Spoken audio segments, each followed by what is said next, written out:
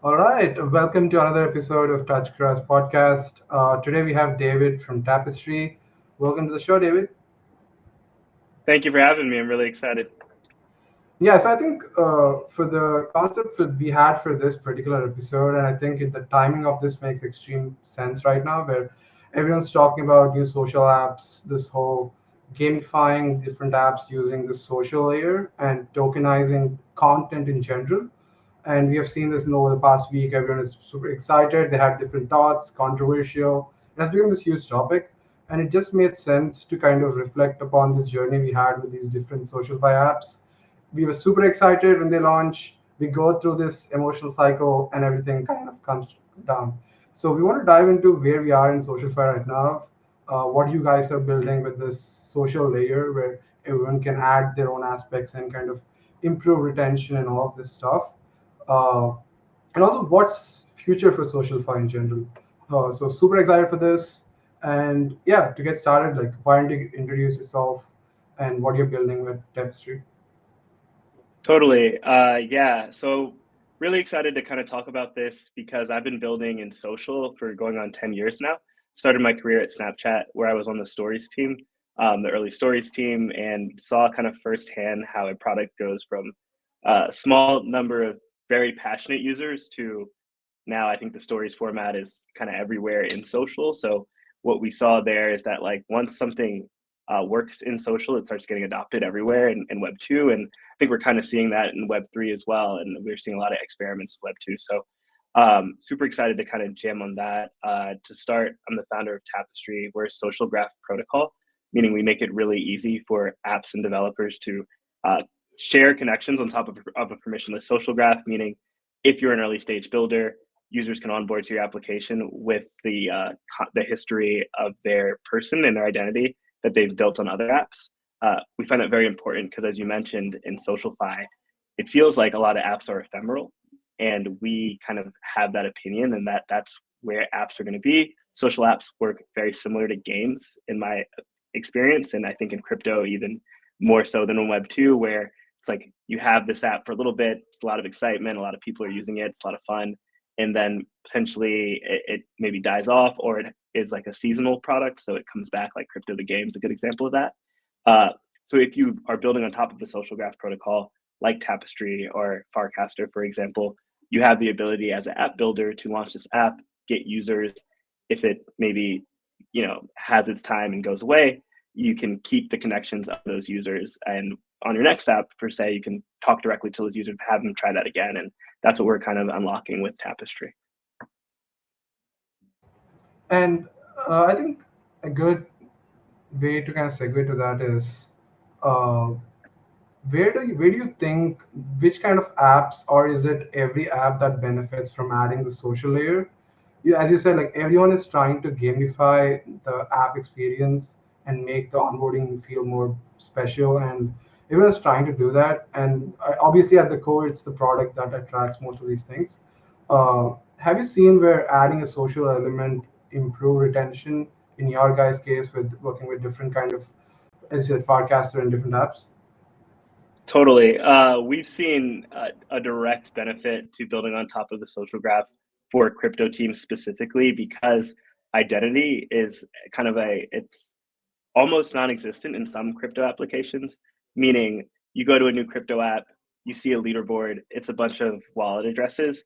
That isn't necessarily the friendliest introduction to apps for users, and we found that when an app integrates Tapestry or some type of social graph protocol, that leaderboard can suddenly have usernames, and suddenly as a user you feel a deeper connection to the people that are on the app. You can also surface connections a lot faster using a social graph protocol. So through Tapestry, you can find connections of like token holders. So some apps can, if we know that you are a holder of this token, we can show you other holders in your app. You can surface the answers, or you can surface the post of those users to this user. You can customize experiences around what these users own and hold. Does that make sense? Yeah, 100%. And also, like, maybe a technical question of that is, how does the labeling of those wallets work when, as like mapping of these wallets to their profiles? How does that actually work when you can see who's related to that. Okay, I want to copy trade this particular person, and this is the wallet they have. How does that mapping work underneath?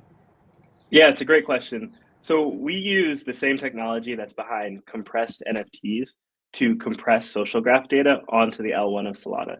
So what that means is we have these things called nodes, and nodes are like wallet addresses, and edges are connected to nodes based on relationships. So if KG, you create a profile that lives on Tapestry, and we see that you followed Rachid on one app, suddenly that edge is connected to your node when you log into another app. And if that app has a suggested friends endpoint from Tapestry, it can suggest Rachid to you as a potential friend.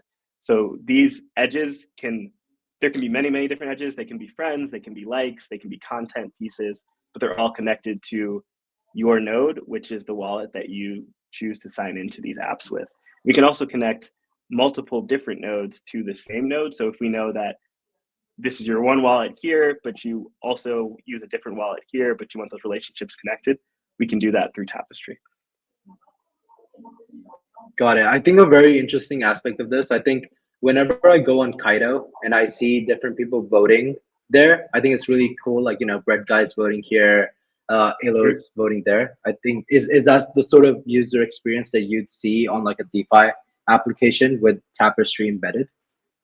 Exactly right. So an app like Opinions.fun is able to use Tapestry to surface something called a prestige score, meaning it can show you, it can show other people who have similar opinions to you, right, when you log into the app. So instead of you logging into an app and just seeing kind of the whole of the app's history without any specific context, you can log on and see specifically, oh, this person holds bonk.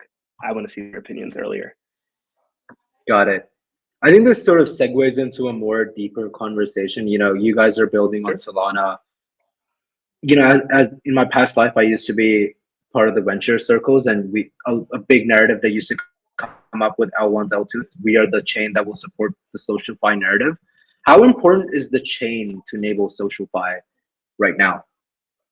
Yeah, so I think that's a great question. And when I speak about apps specifically, I think you want to choose a chain that is can show off the superpowers of your application. What does that mean? So if you want something that's fast and cheap, Solana does seem to be a place with both the degen user base that you can get your trading app going. But what I've seen is if you're building an NFT product and these NFTs are expensive, you probably want to use something like ETH or Base because that is a place with people who want to spend a lot of money on NFTs. They're a little bit less liquid, so you can kind of trust that when you buy this expensive NFT, it's not going to tank on me right away. So choosing the chain based on your specific app is really important. I'll use this as a chance to plug Tapestry again. We use Solana to store social graph data, but anyone can use our APIs. So you can be a team on Base, you can be a team on Mega ETH, you can be a team on Solana, and you can plug into our APIs and pull that social graph data into your crypto app, which is really exciting. I think that's one of the beautiful parts about Tapestry is that we're very flexible across chains. Got it. Did you see the Mega ETH demo, the game demo that they posted last week? What did you think about that? Oh, I mean, I love all the experimentation happening in crypto. And I think a lot of crypto apps haven't found product market fit. And because of that, we need to try way more experiments. So something like every game transaction on chain, hard for me to kind of come up with why I might want to build for that use case, but I also didn't come up with Pump Fun before it came up. So like, I'm sure there are going to be teams who build some pretty cool experiences on top of that framework. Yeah, 100%. And I think especially for that game, they just wanted to show how different the experience would be building on a real-time blockchain versus. I mean, the comparison to Monad and all of that is obviously, I think, a good debate, and I think there are good points to be made. But do you think, especially for social apps that everyone wants to onboard millions of users, do you think it's required for social apps to build on a real-time blockchain that's optimized for speed more than anything else? Or do you think something like Solana right now is pretty much you can just go build on it, or do you need like a specialized chain? I think Solana is a great place for builders to start building. I think you have not only the speed and like the transactions are cheap, but you have the users here with Phantom wallets, and I think that is where maybe a lot of other apps run into trouble. You can build a really cool product, but if you don't have users who are excited to use it, then suddenly you may have some issues. So while I think experiments can happen from anywhere, Solana does seem to have an advantage of people who want to use the app. If you want something that scales to millions and billions of people, it probably needs to be cheap. So you can do that on Solana. And if you're competing for Web2 users, the Web2 users expect a Web2 UX. So things need to work fast. So any chain that doesn't facilitate that in SocialFi apps, I think you're going to have a little bit of trouble. I think you mentioned wallets, Phantom especially. I think they are going to be such a killer use case in onboarding the new wave of users, and everyone Sure. is just going to do most of their stuff on the wallet itself. Are you guys thinking your social graph where, I think like wallets are going to be where people interact not just with apps, but with other people just directly from the wallet itself in different Sure. ways? And are you guys thinking of, our wallets a place in future where you guys add your social layer right now? Or are there some innovative features that these wallets can do right now when it comes to the social aspect of things? I think there Phantom is already doing some of this stuff, just sharing kind of things online and just showcasing what you do with your trades and stuff. But are you guys thinking wallets as a key a super app for adding social elements? Yeah, a few points here, right? I also believe that wallets have the best potential to be a crypto super app because they are the starting point for most users into crypto. They hold tokens. What I think is really cool is that they're starting to hold social graph data, and Tapestry as a protocol would be a benefit to many wallets. We're actually not. We haven't onboarded Phantom or Backpack or MetaMask quite yet, but we really hope to. And Phantom has this ability to add usernames to wallets, which I think is super cool. Those usernames live in Phantom, right? So I have this username, it works on Phantom, but it doesn't work anywhere else. If Phantom saved those usernames on chain, then Phantom could be the originator. So you could have the little Phantom logo, you could have this username, then any app that you connect Phantom to, it could show that username and some of their other social history if Phantom was on Tapestry. So our goal is to push forward to get into these different wallets because I agree that they are you can imagine them to be the ideal place for super apps to live, and we are going to work toward having them build on top of Tapestry for that reason. Is that what's stopping you guys from expanding your number of nodes because these data are not on chain? Is that like because to build like bigger social graph, is that what's stopping you guys because these particular data points are not on chain? Yeah, I mean, it's a good question, right? It's like we do a really good job of ingesting social graph data all over the internet. So that includes Blue Sky, it includes Lens, it includes Farcaster. Anything on chain, we're able to ingest and make sense of easily. But when you're putting your social data not on chain, like something like Phantom's usernames for now, it's a lot harder to make those things composable. I firmly believe that one of the values of Web3 is not only the monetization layer, but this idea that users can own their data. And users should demand and probably will continue to demand that companies put this stuff on chain and not just keep it in walled gardens. Because that's kind of the issues with Facebook or TikTok or Twitter. It's like they have all this social graph data and they keep it to themselves, meaning if you're a new builder, you can't benefit from this rich history that these users have kind of created. So how can Web3 serve better experiences and not worse experiences than Web2? Making your social graph data composable for the user is one of those benefits, and we need to like push teams to do that. Yeah, 100% agreed there. And I would assume like there's an element of this where maybe it goes from a social graph to maybe it becomes like a Web3 auth where you have like a Tapestry ID and you can sort of log into any DeFi protocol. Maybe it gives you extra incentives because of your, like credit score equivalent Sure. Tapestry score as well. David, I do want to change gears a little bit. Take us back to like the first SocialFi DApp that you saw in crypto. Like, where were we then, and how are we now? Like, how have you seen the evolution of the space? That's a great question. So we built an early SocialFi app called Primitives. It was an art collecting app for NFTs. It was gasless kind of before that was a thing, and we were one of the early teams to use embedded wallets with Dynamic.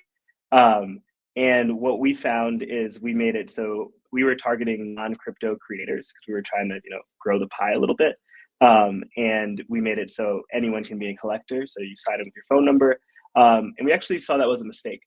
Creating a crypto app for a non-crypto audience, we found that both the non-crypto people were a little bit confused as to why they were doing this crypto thing. And the crypto audience, this was in 2022. And the crypto audience was a little bit frustrated because they were used to bringing their own wallet to use these apps, right? So that is something we learned with some of our later projects on top of Tapestry, like Solana Social Explorer. We're building a crypto product, make it for crypto users. If you're building a non-crypto product, make that for non-crypto users. But mixing the two, you're gonna run into trouble. One of the apps that I first saw succeed was FriendTech, right? And I think we all kind of witnessed the idea of an ephemeral app in real time as people poured into FriendTech. I think one of the issues that I've seen with SocialFi and what I'm hoping these newer teams are starting to solve is this idea that it's just PvP, meaning someone has to win, it means someone has to lose, and that's not sustainable and not that much fun. Some of these newer crypto products, it does seem are building a game that's playable by more people and potentially not just getting dumped on, which I think is something that a lot of people are tired of in SocialFi. Yeah. As a builder, was it interesting for you to see like Frentech succeed with the Privy embedded wallets? Like you said that, when you build an application for crypto projects, they want to bring their own wallet. Was that like a light bulb moment? Okay, maybe crypto users have changed their opinions? Yeah, it's a fair question because they did make embedded wallets work, but it again showed me that ephemeral apps that lock in your data are kind of meant to be ephemeral, right? So because they used an embedded wallet, everything that happened in FriendTech happened in that universe when FriendTech's gone. So is everything you did. So while it can work, we're not incentivizing long-term use of crypto by having things in embedded wallets that are locked in. That doesn't mean you can't use embedded wallets in your app because the UX is really good, and Tapestry actually does really well by allowing. We can make your embedded wallet a node and connect it to your Twitter auth. So if you connect it to Twitter in multiple applications, even if you use a new embedded wallet in each app, we now know your node as your Twitter auth application. We can still serve your social graph data to these new embedded wallet apps. So UX of embedded wallets is great, but locking your data into any app, I just believe is not a very sustainable future. Yeah, and we talked about FriendTech. I think we also need to mention about Lens that they recently they're kind of ramping up their kind of different apps that are going on. They're doing different stuff. What are your thoughts on the SocialFi specific chain? And it's kind of had this roller coaster sentiment wise. And what do you think about Lens in general? And do you think what kind of ecosystem does a SocialFi chain even look like? Yeah, it's a great question. So respect to Lens and the builders there. I think what they may have, they're still trying to figure out is how do we bring users to our infrastructure? And as an infrastructure company, but also a company that builds clients, we've had the most success when we've had popular clients that people want to use. So I mentioned Solana Social Explorer, which is an app by Tapestry that we launched 2 months ago. That's gotten pretty popular. And because of that, we've gotten more integration partners because we have users that are using our products that now the social graph data is valuable. So for Lens to succeed, they probably are going to have to figure out how to make a client like a Workcast or a Solana Social Explorer that drives users, which will then allow builders to build on top of you. I personally don't think we need a SocialFi chain. I think Solana can be the chain for SocialFi. And again, the same way Base can be the chain for specific SocialFi apps and Mega ETH can be a chain for specific SocialFi apps. I do think a unified social layer like Tapestry that can tie all those chains together is very important for that reason. I agree, and I think it's just based on you don't need for a chain to be attractive for users and exploring. You don't need hundreds of projects or hundreds of applications. You just need one or two that really hit and that drive most value for your chain. For Solana, it was pump fun, and we're seeing a lot more attractive apps on Solana as well. I also want to talk about Base. I think we should. What they're happening in the past week. What are your thoughts on this whole tokenize everything, content coins, this whole perception? I mean, I have some thoughts, but I would love to know what do you think about this narrative of content coins versus meme coins? Yeah. Which side are you on? So the content coins versus meme coins, I'm going to just, my opinion, it's the same thing.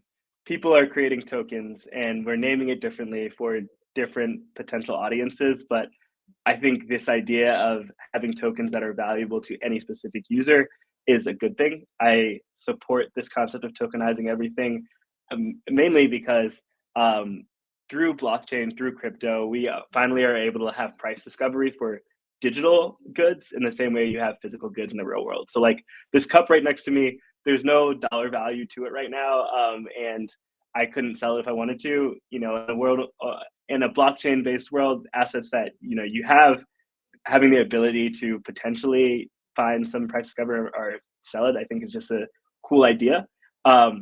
With that said, you also there's obviously liquidity crunches that come when there's tokens everywhere. And I think that can frustrate people. But if we kind of change the mindset of crypto that like not everything needs to be super valuable, but everything can have a price attached to it, I think there's a lot of potential fun experiences that you can have on chain. So Yeah, I shout think out to Zora for pushing that forward. yeah, it's actually I mean everyone can be kind of jump on one side of the bandwagon and criticize what they're doing, but one thing, once you actually use the app and form your own opinions, I think that's the way you should do it. I Sure. personally, my opinion is always like these are all short-term experiments, and unless you see something sustain, like meme coins, they have found value because people run behind an idea, and like this community forms, and you can actually stick behind that initial meme or whatever it is for years, right? Like even like Mhm. Fartcoin, right? Like I'm like this full Fartcoin bull, and like people Sure. go behind one single phrase. Everyone just says hot air rises, and they just it's kind of copy pasta that like lore building around that meme coin. But that Sure. doesn't happen when for a creator where everything is coined and the speculative nature of that their content is kind of vanishes because you want things to go above a certain threshold for you to kind of accrue some value.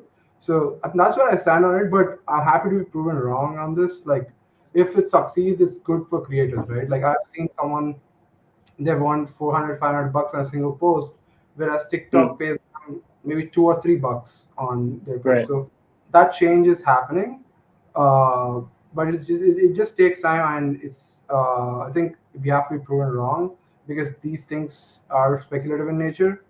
Uh, yeah, Rich, what do you have any Yeah. thoughts on that? No, I was just gonna say this is your third plug for Fartcoin in the 10 episodes we've done. So kudos for that. But okay, David, in your SocialFi circles, is the sentiment that Zora is pushing the SocialFi narrative ahead and it's actually helpful for projects like Tapestry that Jesse and the base team is doing this? That's a good question. I think most of the SocialFi builders I know respect Zora just because they've been in the space for 6 years now, and they've had a lot of different experiments on NFT related and now token related. And experiments in crypto are good because, as we've mentioned, like product market fit is something that a lot of people are trying to discover. So I think in general, what Zora is doing is pretty awesome. Zora is not currently a partner of Tapestry, so they're not contributing data back to Tapestry specifically. But I do think that they are important for the base ecosystem, as because again, users will only come to apps that are interesting, and you need apps that are interesting to attract a larger ecosystem. Yeah, And that makes sense. And my opinion on this is, the content coin, meme coin angle is cute. And I think, as Right. KG said, it's very short lived. And Yeah. it only works if someone like Jesse, like, you need to get more creators on board. Like, if someone like, I know, Stu will do it, or Aiden Ross comes on Zora and they start doing this, like, we will probably see more creators come in. And I think there's a lot of baggage from last cycle where, creators like Logan Paul got burnt on NFTs and they still get hate for it. So they don't want to Right. touch something like this. But my broader view is Zora is more like Instagram. Whereas if you look at YouTube, there are a lot of private equity firms that actually buy the rights to ad revenue on YouTube videos.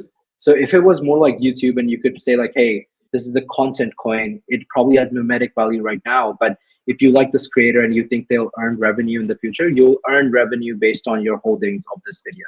I think that model is probably a lot more sustainable, and it's something that we'll probably see Zora get into as they get towards advertising. And another thing, I think Rachit just got caught. uh, but I think another angle I see is, when you're scrolling on Twitter and you just see a banger and you're like, this thing will go viral, and the next day you wake up and it has on Twitter, I don't know, 100,000 likes and 10 million views. It would be really cool if we could bet on that growth, like that virality aspect. I think we can do that on Zora, but it always feels like, is Jesse going to retweet this thing and promote this thing, or is Base team going to promote this thing? That's the whole betting angle for speculators on chain, where they're just looking for that notification Right. coming from Jesse to buy that thing. So I think it has to be more organic. My next question is: you have been part of Snapchat, you mentioned. So, as someone who has that Web2 experience in social game, do you think the Web2 social platforms are plateauing right now?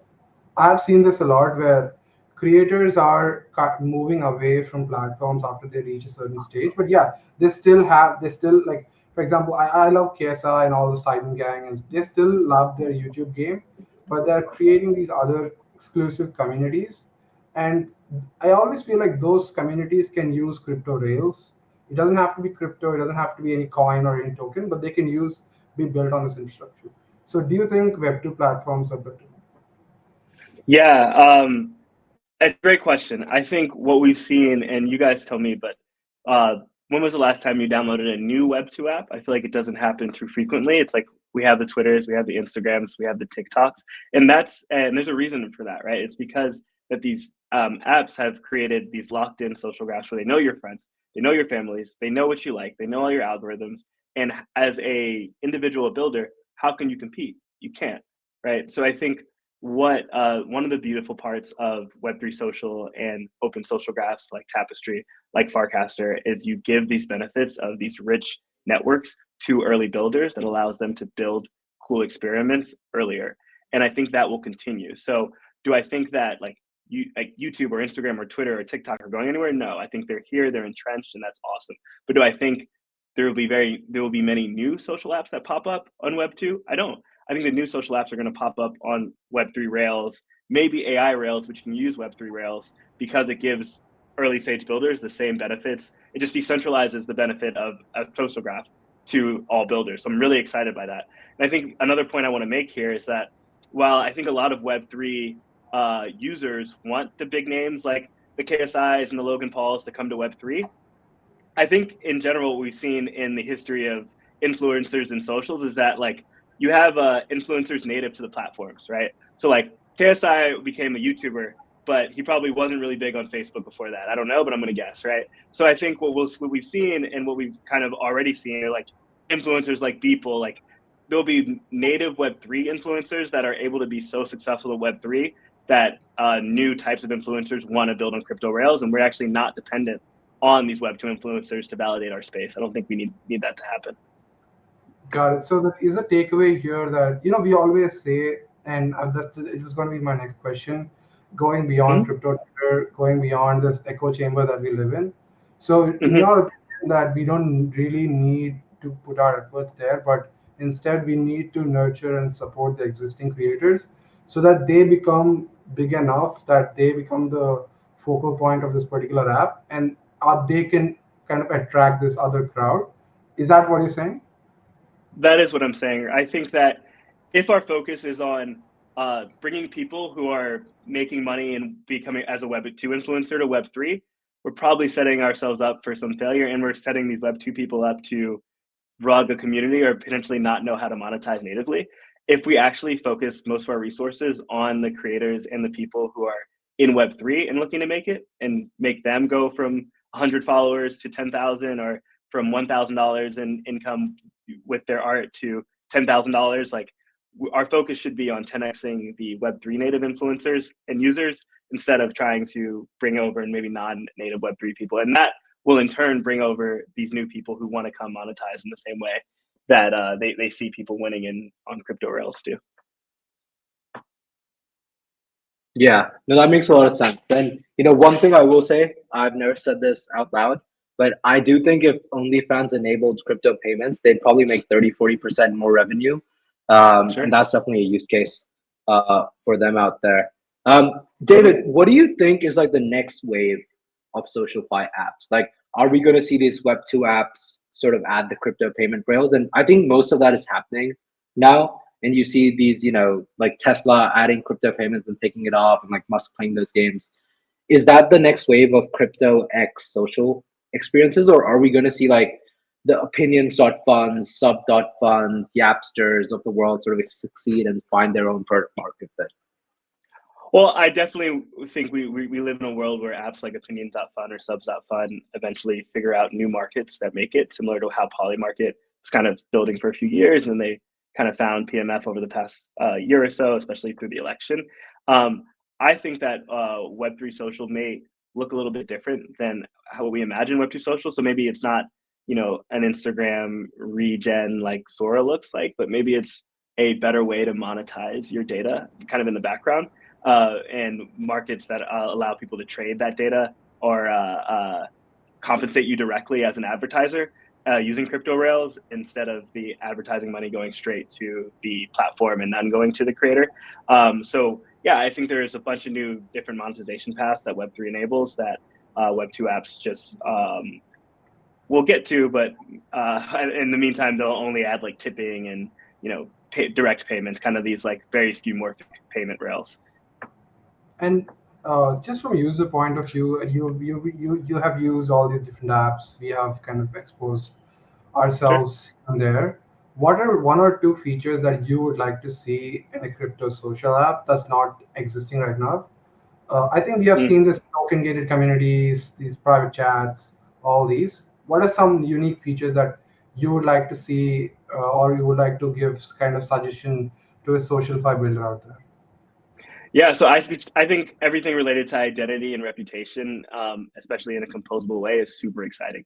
So as a user, I think you should be able to log in and onboard with Tapestry. Sure, you can see your friend graph in your profile or bio, but what if you're a whale? Like we know from your wallet that you buy lots of tokens. Maybe you can have a whale label, right? Maybe you can have a collector label if you bought in 3 NFTs over the past year. What are different on-chain relationships that can be attached to your identity that can make you moving through these apps a little bit more interesting to the user? So if you're a creator, we can have a creator label. These are just different ways that make your on-chain profile more interesting than your off-chain profile. I see you mentioned a lot of trading apps and terminals. Do you think like the trading terminal experience will 10x with the social layer? Is that like the main focus for you guys especially? Or are you exploring some other things? AI probably that's pretty trending right now. Totally. So what has found product market fit in crypto is buying tokens, creating tokens. And so you see a lot of apps that do that, right? And one of the issues that we found with these buyers of tokens is that they don't necessarily know who they're buying from, right? So what we've seen is reputation has been a key driver to some of the early teams that are building with us, because if they can show who this creator is based on their on-chain history to these potential buyers, people can make a bit better informed decisions. And this idea of getting rugged doesn't go away completely, but it minimizes a little bit. So yeah, in these early days, we are seeing a lot of these our teams that want to work with us are these trading platforms. Yeah, like I'll give you a really cool example that happened like 2-3 days ago. Seraphim, who used to be like ex-head of growth at Ethena, he's launched this new AI bot that creates tokens, and he launched a token called Squirt. And I was in one of these chats, and it was like ex-head of growth at Ethena launched a token, Ape. I think if you had all of that on the interface, you wouldn't need that Telegram group signal. Like you could just look there and be like, okay, hey, this is probably going to go through and there's reputation attached to it. Is there also a flip side, David, where people maybe don't want to attach their social identity on chain? Is that also like a segment of users right now? Totally. And I think that's the beautiful part about the option to choose how you are shown online. And we've seen that in crypto. So if you want to connect to an app and you actually don't want your social graph data to be connected to it, feel free to not import it. It's like always an option. And you don't need to import your profiles. And you also get to choose how you show up. So I'm not asking you to put your first and last name on chain necessarily. Maybe you want to go by 0xkg, and you should. And how you choose to show up online is totally independent. It's totally up to you, and it's not a forced thing. So yeah, I think there's definitely times where you maybe don't want to have your main profile as you ape into Fartcoin or something like that. Yeah, I'll always project it on my Twitter and publicly say what I'm buying. But yeah, Sure.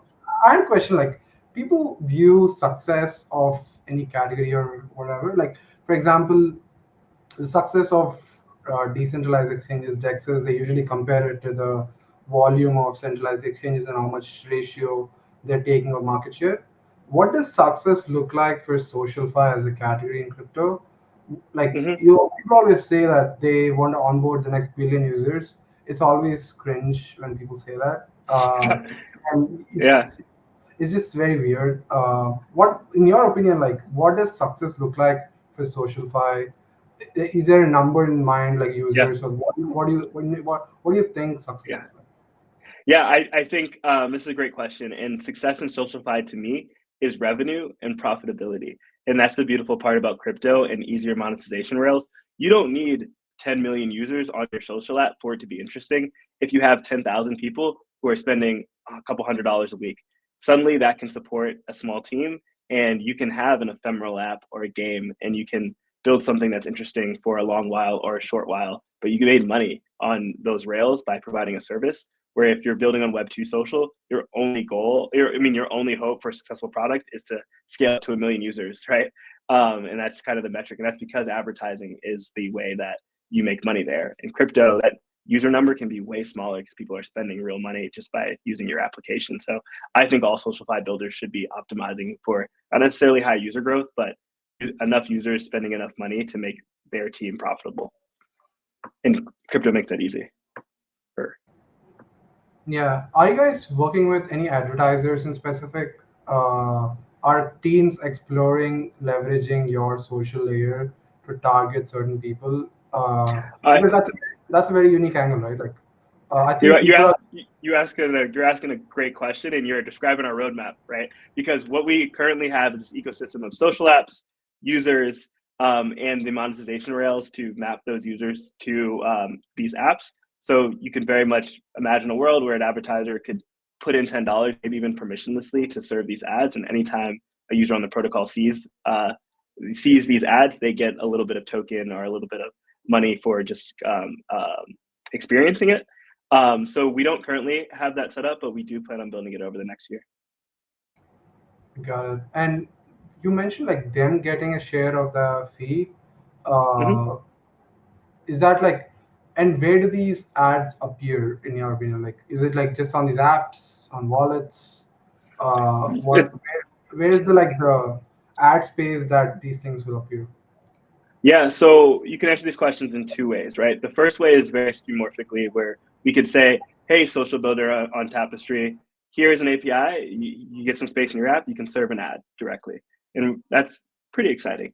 I think the Web3 advertising way that's maybe a little bit more exciting is, okay, advertiser, you want to talk to users who have spent $300 over the past month, who have bought X coin, and who have 3 friends, right? Put in those requirements to this interface. We'll show you those users. Every user on Tapestry, we have their email, Telegram, or SMS. We can send them a quest. Hey, take these actions on this app, earn X amount of coins to do so. And all that can be done programmatically. So, there's many ways that you can think about advertising in Web3. I don't necessarily think the only way is the same way they did it in Web2. And David, one more thing that I do want to talk about, like on the Solana side, is the Solana phone. Do you think the Mm-hmm. Solana phone experience could be maximized more so that SocialFi apps would succeed a lot easier? Like, I'll give you an example. I tried out subs.fun last week, and I downloaded Test Flight and I did all of that. Is that experience a lot better on the Solana phone, for instance? Yeah. So the cool part about Seeker and all the phones that came out is that you have a wallet address attached directly to the phone number. So you can get airdrops just for using different products and just for having the phone. I think a lot of people are profitable because of that. But just this idea of needing to download apps that have to get through the iOS App Store, which a lot of time nerfs a lot of their crypto functionalities, is something a like crypto specific phone can kind of solves for, and making an app store that's easier to build into. So yeah, for both the user and the developer, a crypto phone is pretty interesting. I don't know if it's the Solana phone that's going to take off, but that idea is pretty awesome.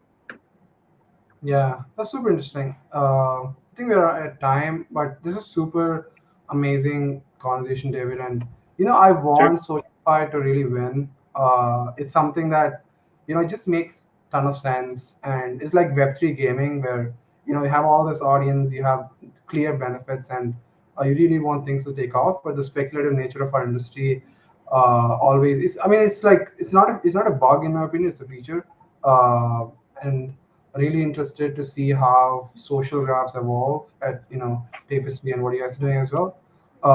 But we want to wrap it up. We usually have this clip. We put it in the first part of the podcast. What's your number one advice for people building social apps in crypto? Number one advice is to experiment quickly. None of us have found product market fit, but there's a lot of awesome experiments going, and listen to your users and monetize early. And that's the beautiful part about Web3 and crypto rails is all that's possible. Users bring their wallets and they can make transactions. And you should lean into that. Amazing. I'll give a counter hot take to that, David. I do think there's a killer use case for SocialFi and no one talks about it. Like governance forums is the purest form of SocialFi. And we as crypto Twitter, we don't talk about it much, but like governance forums do get traction. And it's basically where the evolution of that happens. Is that also somewhere that Tapestry is going to tap into and amplify that user experience? Can you say more about governance forums? I actually don't know that term. Oh, so you know how Uniswap, for instance, you get tokens and uni tokens like your right to vote on proposals. So you have Sure. like these big blog forums where people will post a proposal like, hey, Uniswap expand to XYZ chain. And then you can vote on it, you can add comments on it, and then you can debate whether this should go forward or not. I think if you think about it theoretically, that's like the first instance and the only instance of a SocialFi app that's gone on for ages. People have stopped voting on them for sure. But is that something that Tapestry is going to evolve and help people with as well, like the governance side? Totally. And I think where Tapestry could be really interesting there is if you have these votes or proposals and they take place in your website, there's no reason that the voting couldn't happen kind of on any different UI that someone creates. So Tapestry just allows you to make those votes a content node, and you can vote in any app that plugs into Tapestry there. All right. I think our time. Thanks so much, David. Awesome. This was awesome. Looking forward to what you guys are going to launch next week, as you said. Thanks so much. Thanks, Awesome. David. Thank you guys. Great. Bye-bye.